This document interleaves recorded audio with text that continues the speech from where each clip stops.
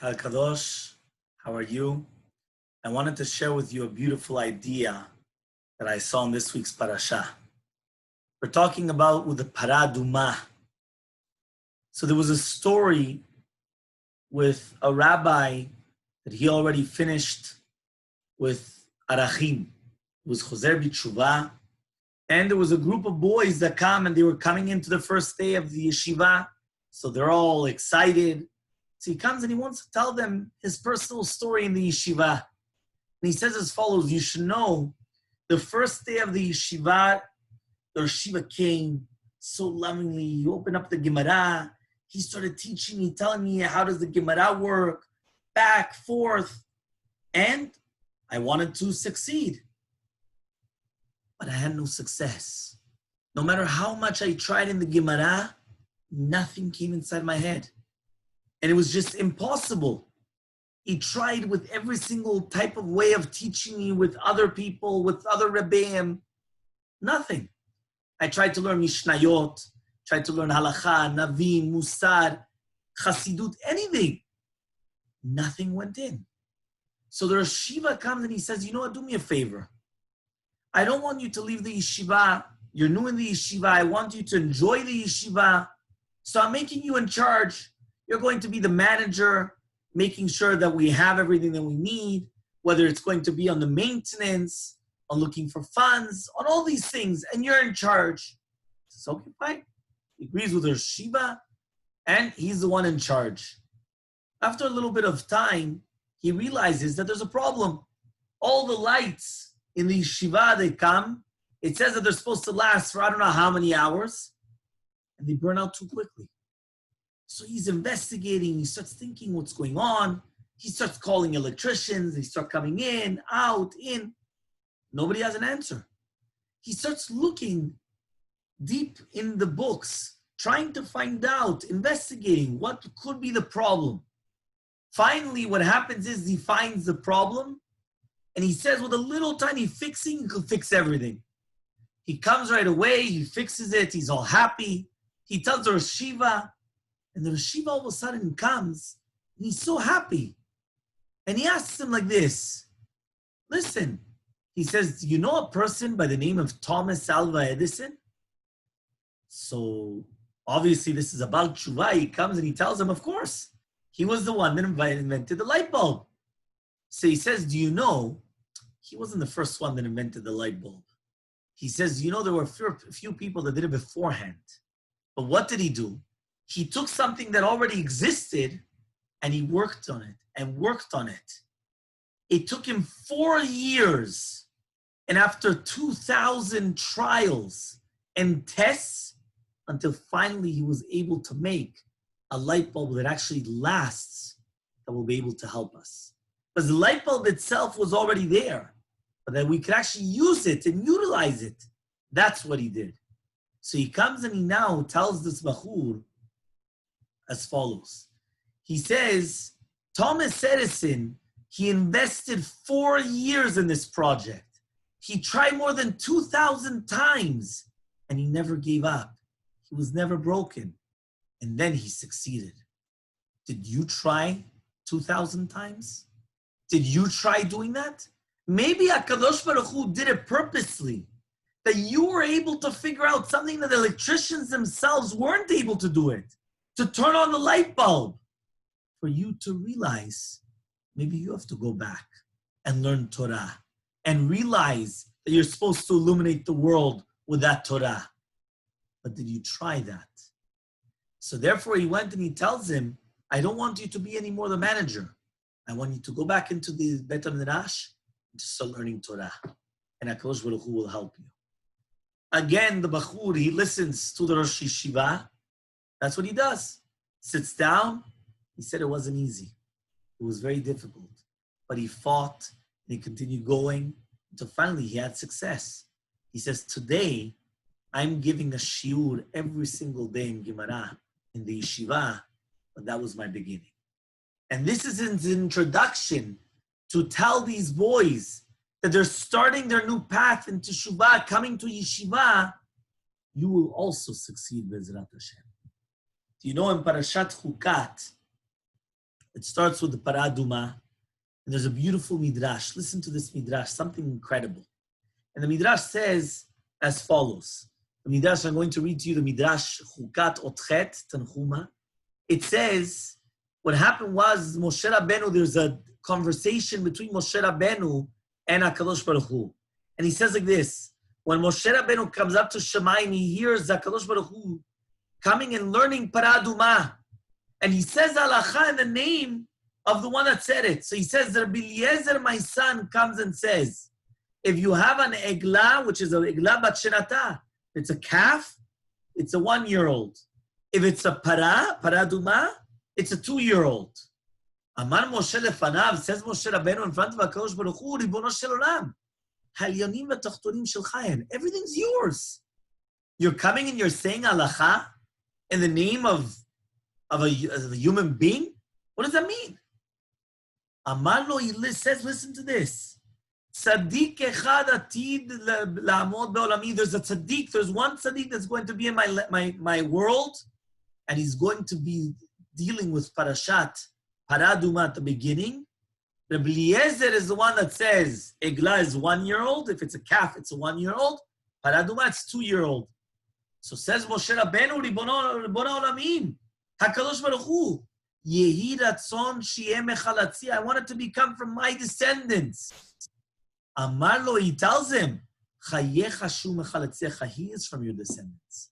Because we learned in Parashat Shemot, the Shema Echad Eliezer, one of Moshe Rabbeinu's children was called Eliezer. Don't learn it, Shema Echad Eliezer, one of his own appropriate children right then and there. Shemoto Yuchad Eliezer. That descendant is going to be Eliezer. And therefore we come and we see that this is actually Eliezer. According to this midrash, listen to this chidush. The Nod of Yehuda, of Yecheskel Landau, he's buried right on the outskirts of Prague. He comes and he says in a Sefer Tzion Lenefesh Chaya, why is it that Rabbeinu HaKadosh of Yehuda Nasi wanted to start Mesechet Berachot, the Mishnah, the first Mishnah of all of Torah Shebe'al Peh, all of the oral Torah, he starts with when do we start reading Kriyat Shema? The nighttime, from the time that the Kohanim come in to eat the Truma until the end of the first wash. These are the words of Rabbi Eliezer. He says, why are we bringing down Rabbi Eliezer? He says, you know why? Rabbeinu HaKadosh wanted to do Nachat Ruach. He wanted to give a good satisfaction to Moshe Rabbeinu. And therefore, the first Mishnah of Torah Shebe'al Peh, he's already coming and he's mentioning the descendant, the Moshe Rabbeinu, Rabbi Eliezer. Now, when we come and we ask ourselves, what is going on over here? First of all, why is it that Rabbi Eliezer was Zocheh, that only he's the one that's mentioned to do this Torah between Moshe Rabbeinu and HaKadosh Baruch Hu? Number two, why is he called Tzaddik La'amod Be'olami? There's going to be one Tzaddik that's going to be in my world. And what does that mean? Why did he choose the Paraduma out of everything? So in order to understand this, right? So again, one more time, 3 questions. Why is it that we mention the entire concept? Right? Why is it that we mention the entire concept? Right? Why is it that we mention the entire concept of Rabbi Eliezer Davka, right? Mentioning this concept between Moshe Rabbeinu and Rabbi Eliezer. Number 2, why is it Tzaddik Echad Ba'olami? What did he gain? What does he have that he's a tzaddik in my world?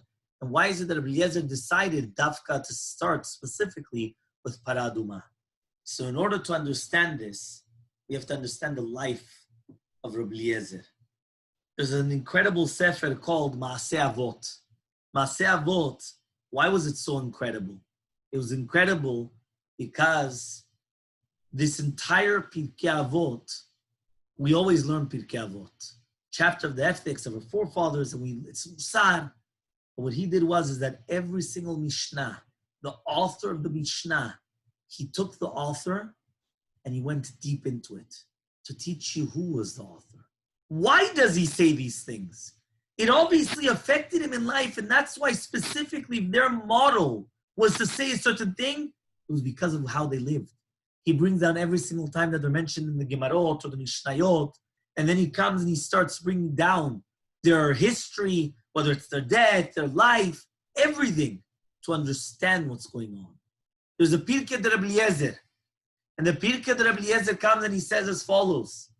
Rabbi Eliezer started learning Torah by Rabbi Yochanan ben Zakkai already from when?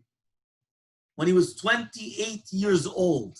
Now, just to understand this, he is Rabbi Eliezer HaGadol, one of the greatest of the Tanaim in the second generation during the time of the second Bet HaMikdash, the destruction of the second Bet HaMikdash. And he was one of the greatest students of Rabbi Yochanan ben Zakkai. Rabbi Yochanan ben Zakkai comes and he says about him, he's a bor sud she'eno me'abed tipa. He's like a pit that there's no cracks. The water is inside of this pit, nothing will come out. There's not going to be any leaks, so everything's going to stay inside. So what happened? And there, the Pirkei de Rabbi Eliezer says his beginnings. And it says it was a story with Rabbi Eliezer ben Urkonos. And it says Rabbi Eliezer ben Urkonus says what happened with him. He was with his father. His father was a very affluent, very wealthy man. And he had him working on the fields. So he was there working. He was plowing. So when he starts plowing, he was working on very tough land, very rough land. So all of a sudden, he starts crying. So he tells him, okay, fine, you know what? I'm going to give you soft land. He starts with soft land. He starts crying. He says, you know, I'm going. So he tells him, why are you crying? You're coming, you're banging away if it's very rough ground. So, okay, fine. I'm going to give you soft. Soft, you start crying again. What's going on? He cries and he tells his father, you know why? He says, because I want to learn Torah. The father tells him, you're already 28 years old. What do you want to start learning Torah now? If you want, take a wife, get married, have children, and take them to Talmud Torah. I've heard this a lot. Rabbi, for me, I'm already too old to learn Torah. Can I have my children? They'll learn Torah. Don't worry about me anymore. For me, it's already too late. Yeah? It's not true. I was once teaching Gemara a few years ago to one of our Zekinim of a Bet HaKnesset that he should live for 120 years. Rabbi David Cohen, Rabbi Cohen. And he told me, Rabbi, you should know I'm 80 years old and I'm starting to learn Gemara.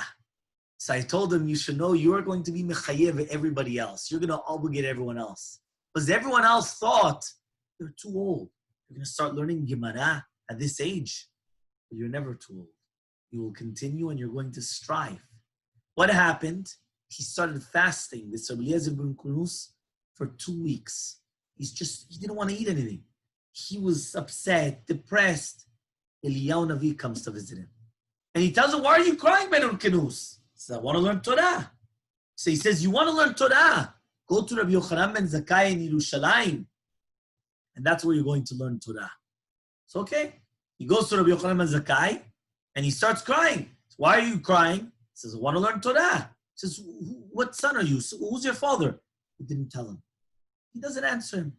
So he says, did you ever learn anything? Do you know Kriyat Shema? Do you know Tefillah? Birkat Hamazon? Nothing. Nothing. So he says, stand up, and I'm going to teach you all three. He sits down and starts crying. Why are you crying? He can't learn. He doesn't understand. So he says, fine, let me start. He teaches him 2 halachot per week. Every single time, 2 halachot, every single day. 2 halachot, 2 halachot, 2 halachot, every single time, until it started coming inside. Then he says, you know what? Now it's going to come, and it's going to penetrate. He starts fasting again. Again, he has this bad smell. Rabbi Yochanan ben Zakkai pushes away. He says, listen, I can't. So he starts crying again. He says, why are you crying? He says, because you put me away. That now I'm like a mukashchin. I can't. I want to learn Torah. So he says, my son, my child, just like the smell of your mouth, the bad breath came to me, so too the smell of your Torah should come up to HaKadosh Baruch Hu, and you should disseminate Torah to everybody. Rav Noach Weinberg, Alav Shalom, the Rosh Yeshiva of Eshet Torah, he was one of the mainstreams of doing teshuvah from Eshet Torah. He comes and he asked a few questions, incredible questions on the Gemara. He says, first of all, Rabbi Eliezer HaKornu, he was rich, filthy rich. He couldn't teach his son Torah. He didn't teach his own child Torah? What's going on? Second of all, okay, fine. Forget about the Torah. He could make his son the one in charge. What's he doing coming and putting his son to start working in the field? He could put him as the mankal, which is the manager, the guy in charge. What's he doing? Putting him to start hard labor to work like that? He could get anybody he wants in the world to do that. Third question, why does Eliyahu Navi come and give him such advice? If he doesn't know anything, you're going to send him to the Gadol Ador to teach him Aleph Bet, to teach him Birkat Hamazon, Kriyat Shema, right? Tfilah. Send him first to any rabbi. Once he starts learning a little bit, then you send him to Rabbi Yochanan ben Zakkai. And also he comes and he says, why does he keep on crying? What's this concept? He just cries and cries and cries. What's going on here? And listen to this.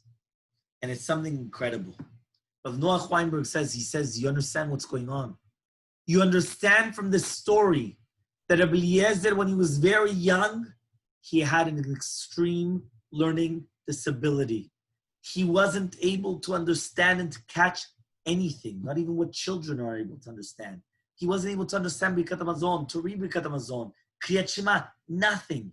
His father went and he spent all the money in the world trying. One Rebbe, another Rebbe, this type of a Rebbe, another type of a teacher, psychologist. Doesn't help. It doesn't go through.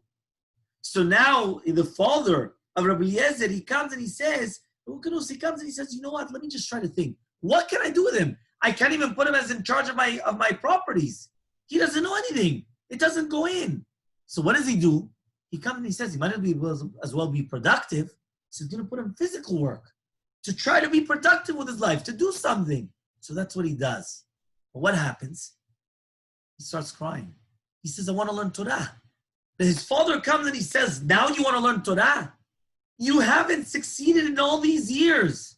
28 years you haven't succeeded. Now you want to come and you want to learn Torah. But it didn't stop him. He continued going. And Eliyahu Navi comes. And only an Eliyahu Navi could come and tell him, you want to learn Torah? Go to Rabbi Yochanan ben Zakkai. Go to the Gadol Ador. Why?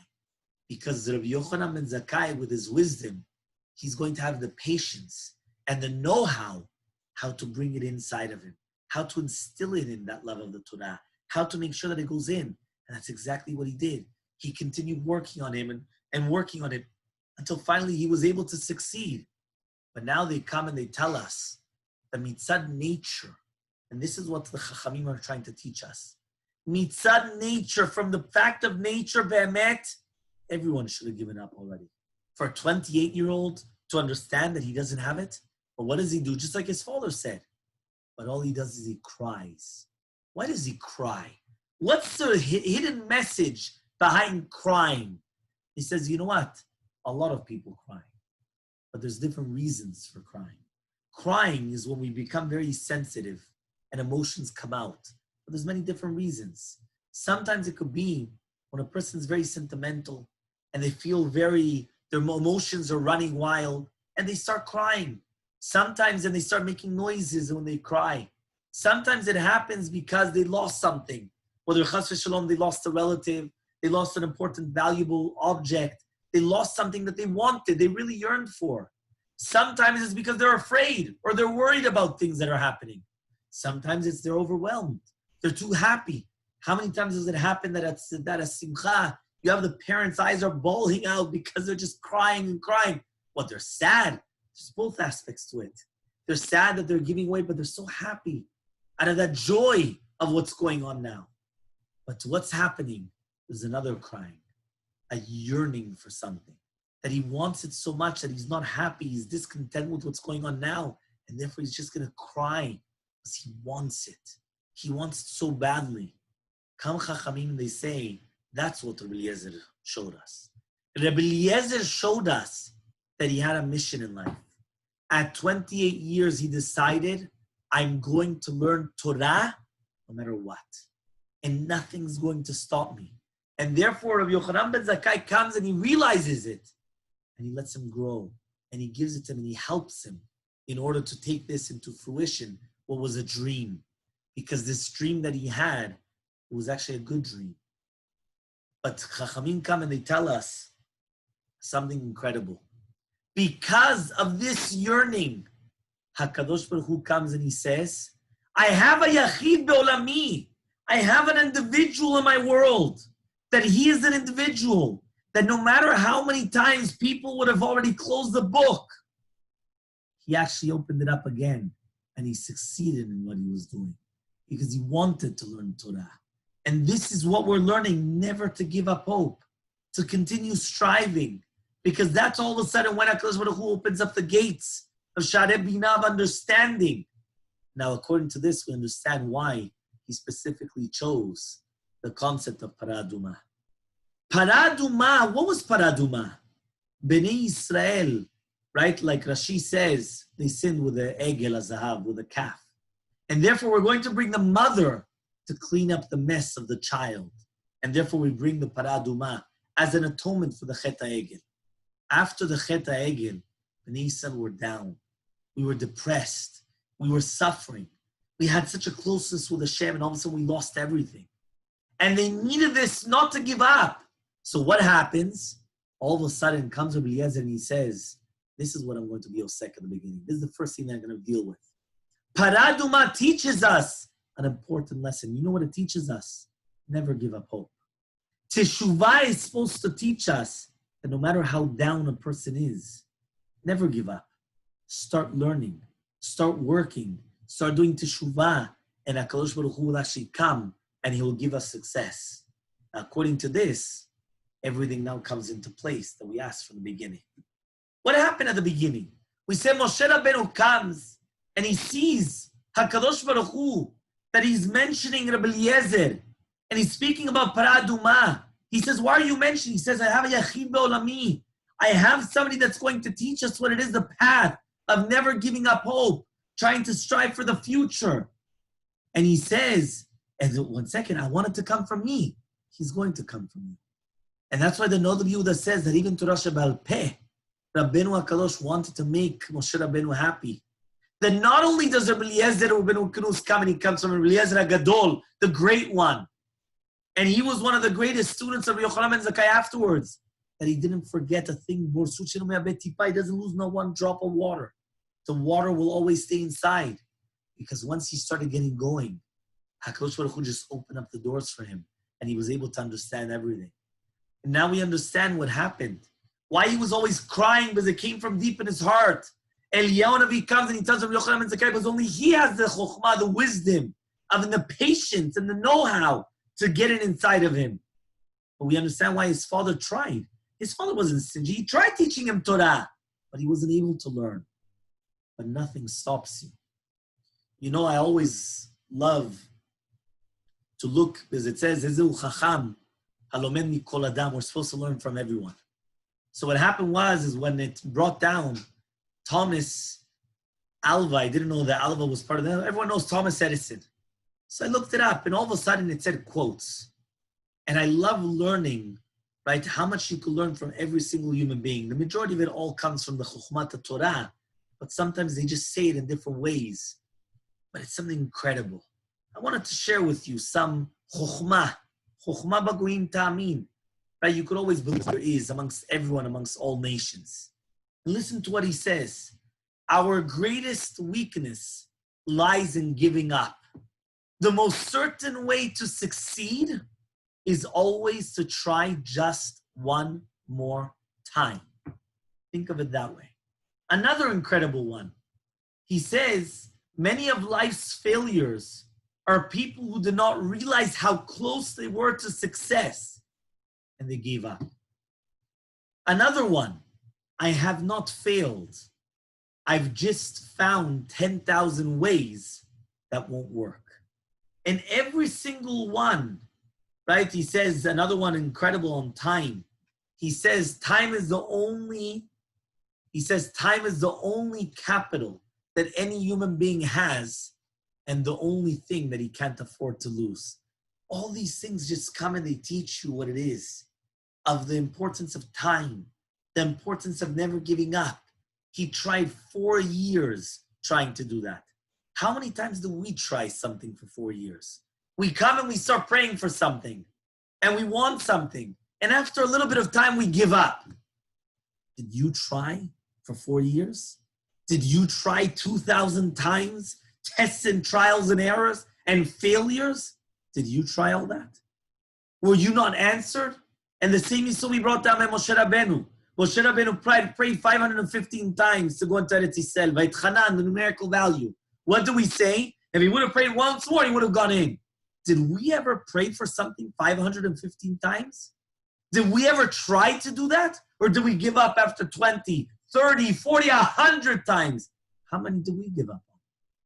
But again, the secret to success is understanding never give up. You might be so close to actually having the success, but you just gave up one time too short. And therefore realize that it's not that. I'm just going to finish off with a beautiful story with the Panovich Rav. The Panovich Rav, after the Holocaust, what happened is that he went, and this is a concept of being always optimistic. What happened is that he lost everything in the war, the Holocaust, and he gets to Bnei Brak. Bnei Brak at the time was a small village. And all of a sudden he points to an empty valley, right? And he comes and he says, this valley which is empty, I'm going to build an entire yeshiva, an entire area, and I'm going to call it Panovich, for the Kehillah of Panovich that was destroyed in the war. And thousands of students are going to be there. And then he points to another part of Bnei Brak. And he comes and he tells them, there's going to be another Kehillah in another place. And he continues going. The people that were by him, they thought that the Holocaust just affected him, that he lost his mind. What's he doing? They come and they said, Kvod Rav. He says, I don't understand. He says, are you dreaming? The rabbi answered him. He says, I'm dreaming, yes, I'm dreaming, but I'm not sleeping. And then in the future, that's exactly what happened. Our mission in life is to be dreamers, not to daydream. But when we have a mission, when we have something, a goal, continue dreaming. Because only when we really dream, HaKadosh Baruch Hu will actually take this into reality. If we never dreamed about something, and we never actually tried, so then there's nothing what to actually get there, the ambitions. My Rosh Yeshiva Alava Shalom Rav Ginsburg always used to say, if you reach for the stars, you'll never end up with a pile of mud. And I think that's very important for us to understand. Because the higher that we aim, that's the further that we're going to get. Because we will never be able to get there if we're not always aiming higher. And that's why they always say that we should always try to reach the heights of Moshe Rabbeinu. Why do they say that every single one of us have the heights? There's a famous Hukat on the Rambam on that. Why does it say that? Like a Moshe Rabbeinu, we know we can become Moshe Rabbeinu. Tell us, like for us, Rav Yosef, maybe in the previous generation, the Menish Chai, Chavetz Chaim, the one before, continue going. But like a Moshe Rabbeinu, and the reason why is because never stop. Continue reaching for the highest of levels. And that's when we're going to actually aim and get to our potential. Bezrat Hashem, I just hope that we should become more optimistic. We should never give up with everything that we have. We should learn from the Aduma, the concept that that's the way of teshuvah as well, of becoming better, learning. Never think that we can't learn. Even if you think that you can't understand the Gemara. I had a group of Baalei Batim, they never wanted to learn Gemara. We could learn Halacha, we could learn whatever you want. Gemara, impossible. They started the Daf Yomi, and Baruch Hashem, they're still there. And every single day they're learning. And we're already going strong, already in Shabbat, 119 Dapim already in. But we had the 64 Dapim over there. We continue going. They're going to realize that they're able to do it. Because when you put your mind to something, there's nothing that will actually stop. Right? There's nothing that will actually stop you. And that's why it's so important for us to remember this. Bezrat Hashem, I hope that we'll be able to internalize this message.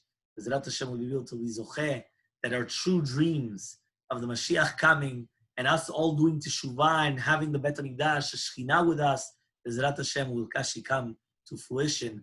Amen. Bezrat Hashem. Shabbat Shalom and enjoy. Kol Tov V'Atzlacha.